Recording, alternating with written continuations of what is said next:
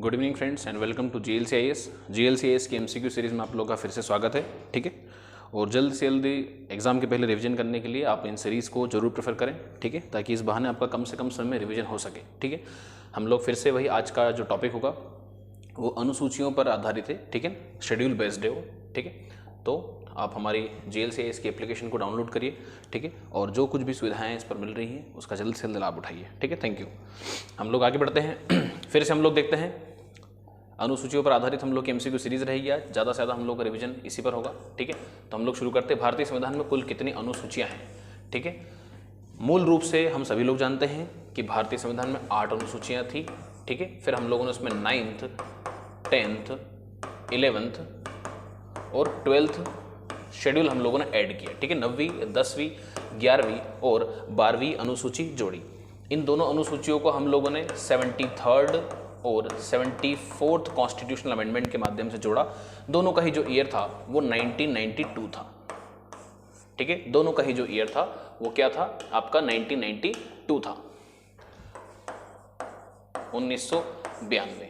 ठीक है, रही बात अगर 10वीं अनुसूची की हम लोग अगर बात करें, ठीक है, तो इसे 1985 में 52वें संविधान संशोधन, ठीक है, के माध्यम से इसे ऐड किया गया। नवा जो अनुसूची है, 9th जो शेड्यूल है आप लोगों का, वो किससे था? ये भूमि सुधार से संबंधित है और इसे पहले ही संविधान संशोधन कब? 1951 के माध्यम से इसे ऐड किया गया। ठीक है, तो कितनी अनुसूचियां हैं? तो हम लोग का जो सही ऑप्शन है वो है 12 अनुसूचियां। ठीक है, अगले प्रश्न की ओर बढ़ते हैं हम लोग। ठीक है, इसका एक्सप्लेनेशन मैं आपको बताता हूं कि भारतीय संविधान में मूलतः 12 अनुसूचियां हैं। भारतीय संविधान में मूलतः 12 अनुसूचियां हैं। मूल संविधान के अंदर कितनी अनुसूचियां थी? 8 अनुसूचियां थी। ठीक है, 8 शेड्यूल थे। ठीक है, कालांतर में भारतीय संविधान में संशोधनों के द्वारा 9वीं, 10वीं, 11वीं और 12वीं अनुसूची को संविधान में शामिल किया गया। ठीक है, अगले प्रश्न की ओर बढ़ते हैं। ठीक है, अगला हम लोग का प्रश्न है, भारतीय संविधान में भाग हैं।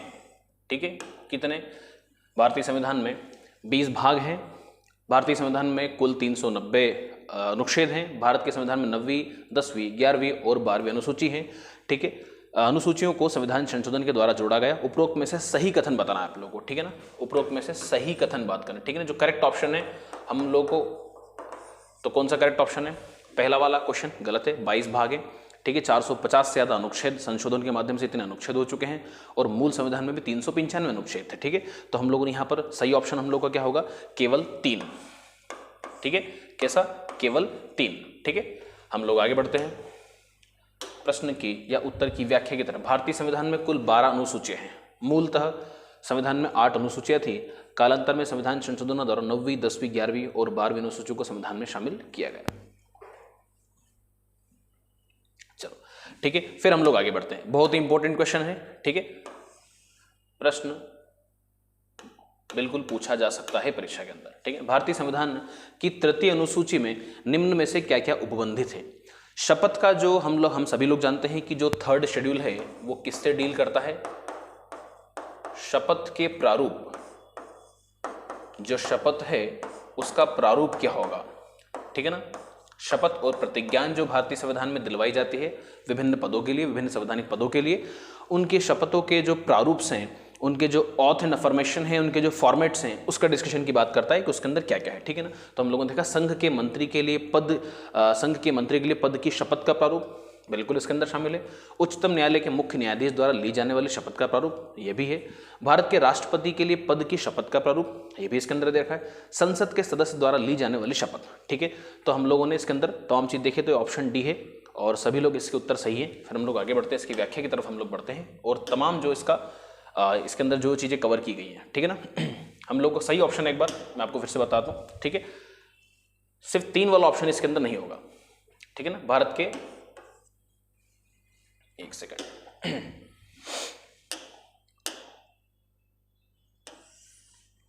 ठीक है, भारत के राष्ट्रपति की पद की शपथ का प्रारूप इसके अंदर नहीं होगा। ठीक है, तो सही ऑप्शन जो है आपके 1, 2 और 4। ठीक है, अब हम लोग आगे बढ़ते हैं। ठीक है, सही ऑप्शन उसका होगा ऑप्शन सी। चलो फिर हम लोग आगे भारतीय संविधान की तृतीय अनुसूची में शपथ या प्रतिज्ञान के प्रारूप से संबंधित है। ठीक है, इस अनुसूची में निम्न द्वारा ली जाने वाली गोपनीयता की शपथ का प्रारूप दिया गया है। ठीक है ना, सभी लोगों को, जिन जिन लोगों को गोपनीयता की पद की शपथ दिलवाई जाती है। ठीक है, सबसे पहले हम लोग देखते हैं उसके अंदर क्या होगा। संघ के मंत्री, ठीक है, संसद के निर्वाचन के अभ्यर्थी, संसद के सदस्य, उच्चतम न्यायालय के न्यायाधीश और भारत के नियंत्रक और महालेखा परीक्षक। ठीक है, किसी राज्य के मंत्री, राज्य विधानमंडल के निर्वाचन के अभ्यर्थी, ठीक है, राज्य विधानमंडल के सदस्य तथा उच्च न्यायालय के न्यायाधीश। ठीक है, इस प्रकार तृतीय अनुसूची में कुल 8 प्रारूप दिए गए हैं। भारत के राष्ट्रपति द्वारा शपथ या प्रतिज्ञान का प्रारूप, ठीक है, भारतीय संविधान के अनुच्छेद 60 में दिया गया है। ठीक है, ना कि तृतीय अनुसूची में। ठीक है, तो इस बात को हम लोगों को याद रखना है कि थर्ड शेड्यूल जो है आपका, उसमें राष्ट्रपति की शपथ का प्रारूप नहीं दिया गया है। ठीक है, प्रेसिडेंट का जो ऑथ एंड अफर्मेशन है उसका प्रारूप नहीं दिया गया, बल्कि उसका विवरण किसके अंदर दिया गया, अनुच्छेद 60 में दिया गया। ठीक है, अगले प्रश्न की ओर बढ़ते हैं। सूची 1 और सूची 2 में सम्मिलित कीजिए तथा सूचियों के अंत में दिए गए कूट से सही उत्तर चुनिए। ठीक है, फिर वही कल वाला ऑप्शन हम लोग, जो हम लोग को पहले आता है उसको जो सबसे पहले याद आ जाता है उससे हम लोग एलिमिनेट कर लेंगे। तो हम सभी लोग जानते हैं कि 10वीं अनुसूची दल परिवर्तन के आधार पर है। ठीक है, हम लोग इसके अंदर करेक्ट ऑप्शन चूज कर लेंगे। फिर हम लोगों ने 8वीं अनुसूची जो है वो 22 भाषाओं से है, जो भी आपकी शेड्यूल लैंग्वेजेस है उनसे संबंधित है। 7वीं अनुसूची हम सभी लोग जानते हैं कि जो शक्तियों का हम लोगों ने 3 अनुसूची के अंदर वो किया है, शक्तियों का बंटवारा किया है, संघ, केंद्र और समवर्ती सूची। जो राष्ट्रीय महत्व के विषय हैं वो संघ सूची के अंदर, राजकीय महत्व के हैं वो राज्य सूची के अंदर, और जो दोनों के महत्व के हो जैसे शिक्षा, ठीक है, जिसमें दोनों का ही महत्व बाद में हम लोगों को लगा, उसका संविधान संशोधन के माध्यम से हमने शिक्षा को राज्य सूची से समवर्ती सूची के अंदर डाला। ठीक है, तो यहाँ पर हम लोग देखते हैं। और बचा आपका 9वां कुछ अधिनियमों का विधि मान्यकरण। ठीक है, करेक्ट ऑप्शन देखते हैं इसका। ठीक है, थोड़ा सा मिसप्रिंट हो गया है, एक ही चीज़ 2 बार रिपीट हो चुकी है। ठीक है ना, तो मैं आपको फिर भी मैं लिखकर आपको समझा देता हूँ। यहाँ पर हम लोगों ने देखा कि 7वीं अनुसूची जो होगी, ठीक है ना, विधायी शक्तियों का वितरण, आपका 3 अनुसूचियां हैं। ठीक है, जिसके अंदर आपकी संघ, राज्य व समवर्ती सूची होगी। संघ, राज्य व समवर्ती सूची होगी। 8वीं अनुसूची जो है आपकी शेड्यूल लैंग्वेजेस जो हैं, ठीक है, इनसे संबंधित है, इसे आप हटा दीजिएगा। ठीक है, 22 भाषाएं जो हैं, ठीक है ना,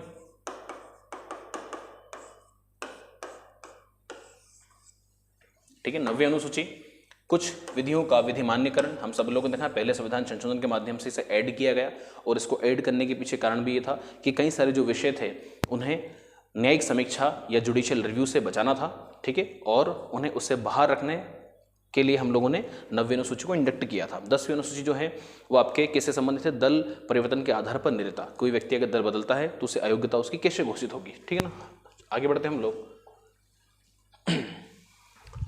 5वां क्वेश्चन है आपका, निम्नलिखित कथनों पर विचार कीजिए। भारत की संसद किसी कानून विशेष को भारत के संविधान की 9वीं अनुसूची में डाल सकती है।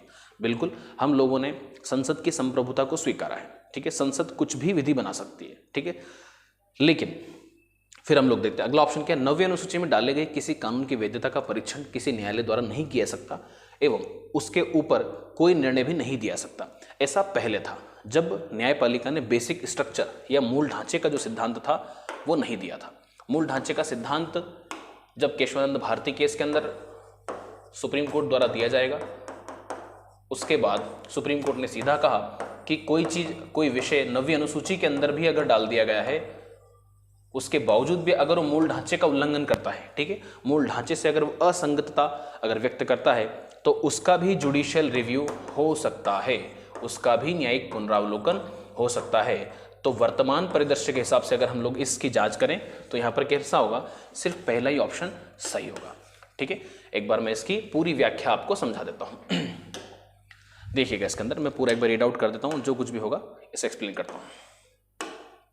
तो हम लोगों ने भारतीय संविधान के प्रथम संविधान संशोधन अधिनियम 1951 के जरिए संविधान में 9वीं अनुसूची तथा अनुच्छेद 31 का और अनुच्छेद 31 ख जोड़े गए। संसद द्वारा विधि विशेष, ठीक है, उसके अंदर हम लोगों ने लैंड रिफॉर्म्स की बात की थी, लैंड रिफॉर्म्स के लिए इसे लागू किया गया क्योंकि ये कहीं ना कहीं एक समग्र विकास में अड़चन बन रहा था। भूमि जो थी हम लोग के मूल अधिकार के अंदर थी, ठीक है, बाद में उसे हम लोगों ने वैधानिक अधिकार बनाया, ठीक है, में 9वीं अनुसूची में रखा जा सकता है, जिन्हें न्यायिक समीक्षा से बचाव दिया जाना आशयित था। वर्तमान में 9वीं अनुसूची में लगभग ऐसी कितनी 284 विधियां शामिल की गई हैं। अनुच्छेद 31 ख यह कहता है कि 9वीं अनुसूची में उल्लिखित नियमों और विनियमों को इस आधार पर शून्य नहीं समझा जाएगा कि वे भाग 3 हमारा मूल अधिकारों की बात करता है, भाग 3 के किन्हीं उपबंधों और प्रदत्त अधिकारों में से किसी से असंगत है, ठीक है, ऐसा नहीं माना जाएगा कि मूल अधिकार का वो उल्लंघन करता है या उसे शून्य करता है। इस आधार पर, ठीक है, इस आधार हम लोगों ने कहा किसी से असंगत है या उनको छीन लेते हैं या न्यून करते हैं। किंतु वर्ष 2007 में सर्वोच्च न्यायालय ने IR कोएलो बनाम तमिलनाडु, कौन सा वाद, IR कोएलो बनाम तमिलनाडु के मामले में यह निर्णय करते हुए स्पष्ट किया कि संसद को 9वीं अनुसूची में विधि विशेष को प्रविष्टि करने की शक्ति प्रदान की गई है, किंतु यह न्यायिक समीक्षा के दायरे से बाहर नहीं है।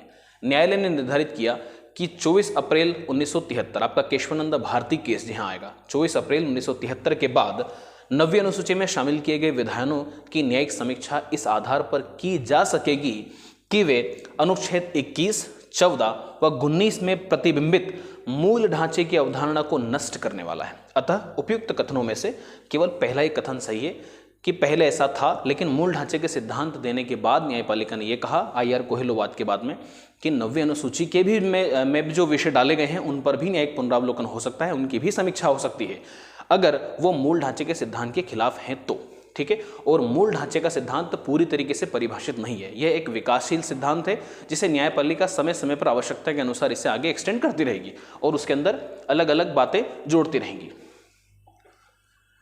ठीक है। तो मूल ढांचे के सिद्धांत के माध्यम से न्यायपालिका ने क्या किया कि जो आर्बिट्री तरीके से संविधान के अंदर संशोधन किए जाते थे विधायिका के द्वारा, उससे संविधान को बचाया गया, ठीक है, उससे संविधान को बचाया गया। निम्नलिखित में से कौन सा विषय समवर्ती सूची का है, ठीक है ना, कॉन्करेंट लिस्ट, जो कॉमन हो, ठीक है, जिस पर दोनों ही कानून बना सके, ठीक है ना। लेकिन यहां याद रखिएगा अगर कोई ऐसा विषय है जिस पर दोनों ने कानून बनाए हैं, राज्य ने भी और केंद्र ने भी, तो किसका ज्यादा मान्य होगा, केंद्र का, ठीक है ना। फिर हम लोगों ने देखा कौन सा विषय समवर्ती सूची का है, तो कौन सा विषय समवर्ती सूची का है, पुलिस जो है वो राज्य का विषय है, बाकी रेडियो और टेलीविजन तथा विदेश मामले ये संघ सूची के हैं, ठीक है। तो यहां पर समवर्ती सूची का विषय कौन सा बचा, आपका आपराधिक मामले, ठीक है। हम लोग आगे बढ़ते हैं, ठीक है। प्रकल्पों में से प्रदत्त विषयों में से पुलिस राज्य सूची, विदेश मामले तथा रेडियो और टेलीविजन जैसे प्रसारण साधन संघ सूची में, जबकि आपराधिक मामले समवर्ती सूची का विषय है, ठीक है। नेक्स्ट क्वेश्चन, निम्नलिखित में से कौन सा विषय समवर्ती सूची में है, ठीक है। तो हम सभी लोग फिर से इसको रिकॉल करते हैं, ठीक है। ऐसे विषय जिस पर दोनों ही कानून बना सके, ठीक है। मैंने आपको पहले भी लगभग मैं रिपीट कर चुका हूं इस क्वेश्चन को। तो यहां पर हम लोगों ने देखा कि शिक्षा जो है, ठीक है, इसे दोनों के अंदर पहले ही राज्य सूची का विषय था, बाद में इसे समवर्ती सूची के अंदर डाला गया ताकि इस पर संघ और राज्य दोनों ही कानून बना सके, ठीक है। इसकी व्याख्या, भारतीय संविधान में संघीय ढांचे को मजबूती प्रदान करने के लिए हम लोगों ने क्या किया, विषयों का बंटवारा किया है, ठीक है। विषयों को मजबूती प्रदान करने के लिए विषयों को केंद्र और राज्यों के लिए निश्चित कर दिया गया है। इसके महत्व के आधार पर संघ सूची, राज्य सूची एवं समवर्ती सूची में इन विषयों को विभाजित किया गया है। शिक्षा प्रारंभ में राज्य सूची के विषय में या सूची में शामिल थी, किंतु संघ एवं राज्य दोनों के लिए इसके समान महत्व को देखते हुए भारतीय संविधान ने क्या किया, 42वें संविधान संशोधन जो कि 1976 में लाया गया था, उसकी धारा थी 57 द्वारा इसे समवर्ती सूची में डाल दिया गया, ठीक है। चलो आगे बढ़ते हैं हम लोग। भारत के संविधान के अंतर्गत विषय तथा संबंधित सूची के बारे में निम्न युग्मों में से कौन एक सुमेलित नहीं है, ठीक है। इनके अंदर कौन सा एक ऐसा विषय है जो असंगत है, एक सुमेलित नहीं है, ठीक है ना। जनस्वास्थ्य राज्य सूची, डाकघर बचत बैंक संघीय सूची, शेयर बाजार समवर्ती सूची, वन समवर्ती सूची, ठीक है। इसके अंदर जो शेयर बाजार है ये भी संघ सूची का ही विषय है, ठीक है, ये समवर्ती सूची का विषय नहीं है। व्याख्या हम लोग देख लेते हैं, ठीक है। चलो पूरा एक्सप्लेन एक बार कर देता हूं। भारतीय संविधान कि अनुच्छेद 245 से 248 के अधीन केंद्र व राज्यों के बीच शक्तियों का विभाजन किया गया है तथा इस संदर्भ में 7वीं अनुसूची में संघीय सूची, राज्य सूची तथा समवर्ती सूची का प्रावधान है। इनमें से जो वन है वो समवर्ती सूची के अंदर है, दोनों के महत्व का है वो। जन स्वास्थ्य जो है वो राज्य सूची का विषय है। शेयर बाजार एवं डाकघर बचत बैंक ये संघीय सूची का है, ठीक है। तो ऑप्शन के अंदर जो शेयर बाजार है वो समवर्ती सूची के अंदर दे रखा है, लेकिन ये कैसा विषय है, ये संघ सूची का विषय है, ठीक है। इस पर सिर्फ केंद्र ही कानून बना सकता है। भारत के संविधान की निम्नलिखित में से कौन सी एक अनुसूची दल बदल विरोधी कानून विषयक प्रावधान है, ठीक है। एंटी डिफेक्शन लॉ, वही मैंने आपको पहले भी बताया 1985 के अंदर 52वें संविधान संशोधन के माध्यम से इसे लाया जाएगा। तो वो अनुसूची कौन सी है, हम सभी लोग जानते हैं, वो 10वीं अनुसूची है, ठीक है। इसकी व्याख्या ही बताता हूं आप लोगों को। भारतीय संविधान की 10वीं अनुसूची में दल बदल विरोधी कानून विषयक प्रावधान है। यह अनुसूची 52वें संविधान संशोधन 1985 के द्वारा जोड़ी गई है। ध्यातत्व है कि 10वीं अनुसूची में 91वें संविधान संशोधन जो कि 2003 में लाया गया था द्वारा संशोधन किया गया। इसके अंदर और क्या चीज जोड़ी गई, इस संशोधन का उद्देश्य दल बदल पर रोक लगाने के साथ साथ केंद्र एवं राज्यों में मंत्री परिषद के आकार को सीमित किया गया, ठीक है। किसी भी तरह का लोभ लालच देकर मंत्री परिषद का आकार जो बहुत ज्यादा बड़ा नहीं रखा जाएगा, एक फिक्स अमाउंट ऑफ लोग को ही मंत्री परिषद में शामिल किया जाएगा,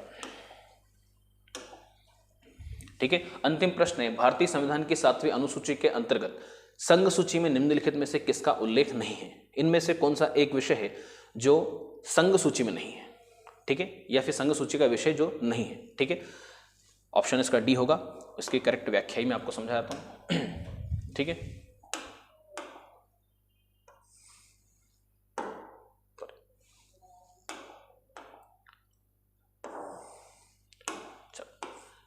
ऑप्शन डी क्या था, ऑप्शन डी गैस, ठीक है। विकल्पों में दिए गए विषयों में से बैंकिंग, बीमा एवं जनगणना संघ सूची में तथा गैस जो है वो राज्य सूची में सम्मिलित विषय है। तो हम लोगों से क्या पूछा था कि कौन सा विषय जो है वो संघ सूची में नहीं था, तो वो था आपका गैस, ठीक है। Thank you.